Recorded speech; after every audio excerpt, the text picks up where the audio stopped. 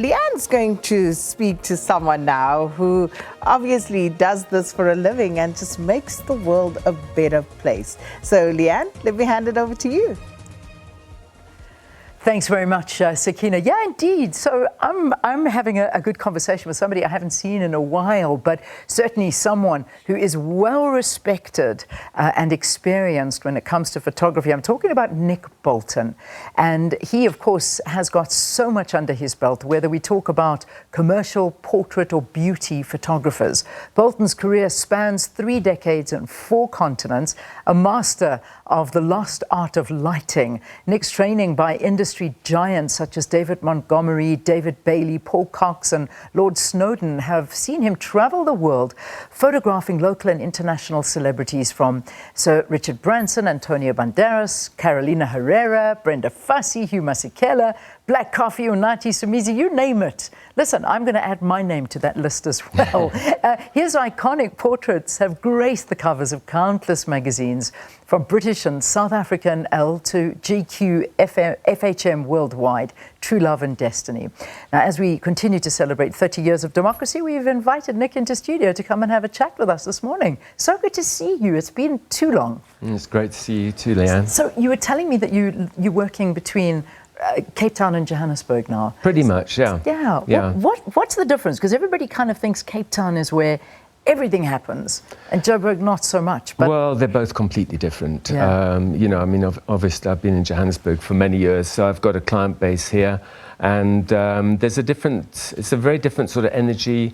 Although there's quite a lot of location work in Johannesburg as well, it's primarily studio. I do a tremendous amount of studio stuff in Johannesburg, whereas Cape Town tends to be more sort of location based. Yeah. And so that's really how it works. I mean, we've watched photography evolve over the years, and let's not kid. Everybody thinks they're a photographer at the moment. Oh, yeah. You know that. Yeah. I think I'm a photographer, and I'm anything but that. But I love photography. I love taking things, but we all do this on our cell phones. But you do this for a living. How has the game changed? Oh, it's changed. It's changed so much in the last, since the early 2000s when digital first sort of kicked in. Up until that point, there was a different sort of magic. I mean, photography is amazing. The digital aspect of it is still, it's phenomenal. You're trying to keep up with the technologies. It's just a bit of a mind-blowing experience, quite frankly. Whereas everything, and I think a lot has become more sort of simplified, and there's a kind of almost a sort of an acceptance of a lesser quality with digital. It's all very, very quick. Whereas with when we were shooting on film, it was more controlled. You were limited to the number of shots that you would actually take. Sometimes you'd have the image in 3 frames, but you just would not be shooting and shooting and shooting in the same way that you do with digital. Yeah. So it's very different in that respect. But I think, lighting is still very, very important, and I think high-end photography, it's going to be a while before AI comes and kicks that out of the window. Because you can see it. I mean, you do see that. But I mean, if you go back to the days of actually taking a camera, putting a spool in it, not knowing and not seeing what the product is besides what your eye is seeing, and not having the whole digital setup being made there. I mean, it's almost surreal in a way to think that that's what photography was, which was incredible. Then when you developed those photographs and then you saw what you'd captured, as opposed to seeing it there and then editing it. But I mean, that is a very different way. Yeah, I mean, even with film, you had an idea of what it was that you wanted to achieve, be it actually in the dark room or whatever that might have been. It wasn't really left to chance. You had your Polaroid, which you'd do your kind of lighting tests with, and then, everything would be basically based on that. And like I say, if you're shooting for a fashion brand or something like that, you'd have like a maximum of 6 rolls of film, and you had to get your images within that space. Yeah. And then obviously I shot a huge amount of portraits as well, and that was more restricted still. So let's talk about those days and talk about sort of some of those portraits that you captured that you look at and say, oh, this was more than I ever expected? Because obviously it's getting the essence of the person out. Which really stand out for you? Well, there are actually so many, because what I try and do is I try and draw something from a person that is my take on that person. If you can kind of get an essence of something that's special, something that's maybe hasn't been seen that frequently within that person, that's what I try and do. I try and flatter people as well, although I like, I like photographing people that have got interest in their features. They've got something about them. It can be a raw person off the streets, or it can be somebody that's incredibly beautiful. Or I like unusual aspects in sort of facial features and hands and this sort of thing. Yeah.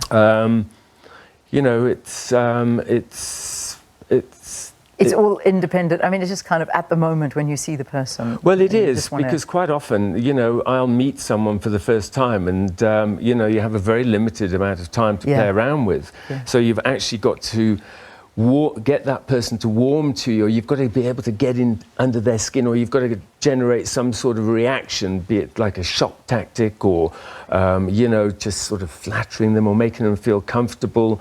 I mean, actors are notoriously uncomfortable in front of a camera because they spend their entire life avoiding the camera, unless it's a monologue. So and then you need to find the real person as opposed to the characters that they play. And that's I always find that the difficulty in trying to find the true essence of people, because so many people put on a facade, but it's to dig deep and find who they really are. And, and what you're explaining is also the essence of interviewing people, is that you have such a short amount of time with them to dig deep and to get the real person behind the scenes. Because when you're photographing somebody, I mean, it's an art to get that out of them and to do it so fast. And you said something which is quite interesting, is to capture something that hasn't already been captured. Because people that you've photographed have been photographed hundreds and thousands of times. Yeah, that's the thing. So how do you get that? Like, there's those iconic photos that would stand out and say, I mean, this one for me is speaking to me because we lost him. Yes. And this is another moment. There are a lot of them that have gone, actually. It's quite frightening. Yeah. It really is. Look, I've been doing this a long time, so I know how to work with people. It's as simple as that. And, you have little ways. I can tell within a few seconds if that person's going to be easy in front of a camera, or if they're going to be filled with insecurities, or, I quite often, when I can, I try and do a bit of research on them as well, so that you've got something that you can actually speak to that person around, and I think that's really important. I mean, it's a question. It depends what you're looking for, but it's if you want to create something that's more controversial, then there are different ways that you go around that, and but by and large, I'm not great in front of the camera. I try and avoid it at all costs. And so I kind of empathize with people, and I can tell if they're uncomfortable.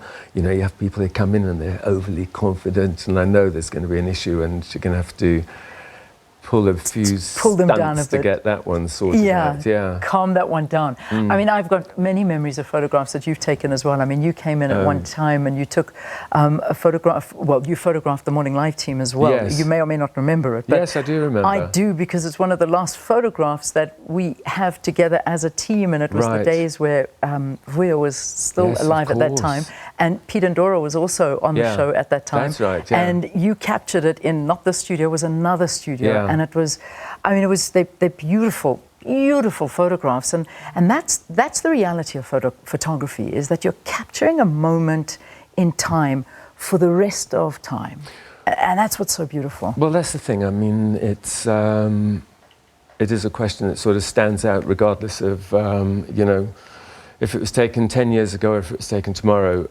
I think that's very, very important. If you can achieve that, that's what that's what I look for. But I mean, we've been through amazing times in this country in the last 30 years as well. I mean, I've met the most amazing people. I've been very lucky to work with such talented local people. And that's another thing that makes it such a special business. What about and I do it like this, the death of magazines? Because that was where you sort of were really showcasing the amazing work putting people on covers of magazines and all of that kind of stuff. And we see a lot of that has just been dwindling. Well, because that's thanks to lockdown. Really? So that was the big change? It was staggering. It was almost like overnight. A knife sliced through that industry during the lockdown period, yeah. You know, that's where everything became online and people weren't venturing out, and, you know, there was that accessibility to whatever it was you were looking for online, so you didn't have to actually bother with magazines. I mean, there are still some. I used to have 15 covers a month, and which is a lot. And it went, but you know, it's a forever changing industry, and you know, one door closes, another one opens. Does it? Like for you, for instance, I mean, let's talk about that, because this little thing, has kind of, you know, like I said, I've started the interview by saying everybody's a photographer, but I mean, this thing is just, it's everywhere because people want it immediately. I don't have time for you to edit my photographs. I want them now. I want to post them. I want to get them out there. Sure. No, that's exactly what it's like. And, you know, you are, like I say, there is at this stage still limitations with the phone. I think that, you know, there are things, you know, when you're working with people to try and capture that, and to sort of work around with the lighting. It's all very well saying, oh, we can fix it up in post, we can add this, we can do that. But I feel, you know, I'm obviously from a kind of old school in that respect, but I do believe that there's still an appetite for high-end photography, and, you know, the way that not everyone can work with people. Yeah. And, you know, that's not something that you can just get an app for and diddle and you've got the images. Do you know what I mean? No, I know exactly what you mean, because it's so important. I, funnily enough, and I'm sure you've watched it as well, maybe or maybe not, and if you haven't, I'll tell you to recommend it. It's the documentary of Lee Miller. And oh, yes. The the movie or the documentary? Wait, it's actually the movie, the one where, who plays him? Kate Winslet. There you go, Kate Winslet.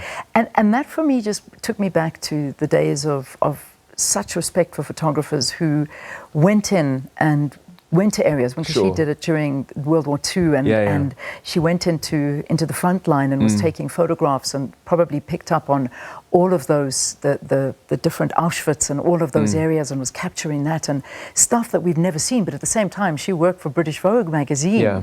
I mean, it is a story second to none, and you look at those days gone by and how much has changed since then. But the essence of those photographs, I don't know if we can ever get them.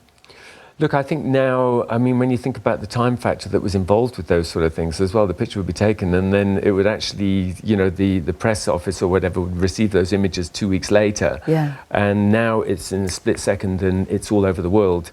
So, I mean, and I think there's still very courageous photographers out there that cover those sort of things. News. That was an interesting combination where she was basically covering hard news, journalism, war photography, that sort of thing, and she went into Vogue as well. I thought that was very interesting. Yeah. I wasn't crazy about the film actually. I love Kate Winslet, but I felt that she was not cast correctly for it. Thank goodness we're not doing a film analysis, but what we are looking at is the essence of photographers and how important photographers are in this time. Working overseas and working locally, because you've had the privilege and honour of also doing both and working for major publications internationally as well. Differences between them? What's it like? The differences are generally budget. That's the main difference. You know, there's always a thing about, you know, I know when I kind of started off in this business, and anything that was South African, it's not as good as overseas, which is such nonsense. It really is. I mean, the talent in this country across the board is actually quite staggering. So I think, you know, given the budget that we have to play around with here and what we actually achieve, in comparison with, you know, budgets that you have out of the country in Europe and America and what have you, it's a different ballgame altogether. It's completely different, and in that way, I think that the talent here it's on a worldwide level, and you can see how with the fashion and what have you, how it's expanded and actors and what have you from South Africa. They're doing remarkably well elsewhere in the world. Unbelievable. The talent here is incredible. Yeah. In terms of photographing leaders, because I always find that fascinating. Yeah. Have you done much of that kind of work? Do you know what? I actually haven't. I've noticed, yeah. I haven't, which is, I've had opportunities and the timing just hasn't been right. Political figures and what have you. I've done very, very few, and I would really love to do that.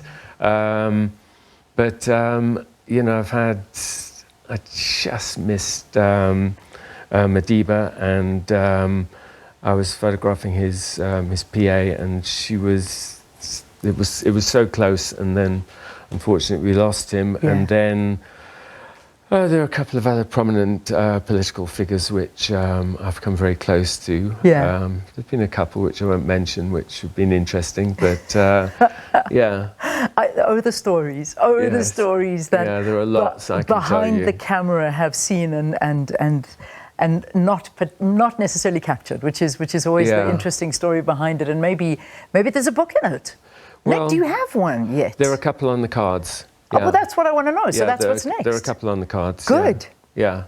Good. So yeah, that's quite. There are a few exciting projects actually on the go. I'm so excited to hear that. And a 3.5-year-old, which is the most exciting project you've got.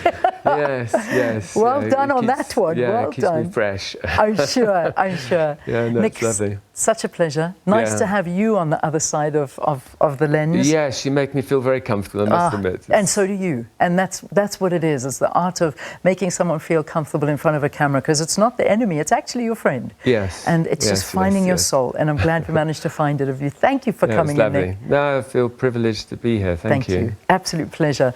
Renowned photographer, we're waiting for his book, Nick Boulton, talking to us about his career. 30 years of democracy is what we as South Africans have been celebrating. And it's just been so nice to speak to people from all walks of life in South Africa that have put us through these years and have done incredible things for us.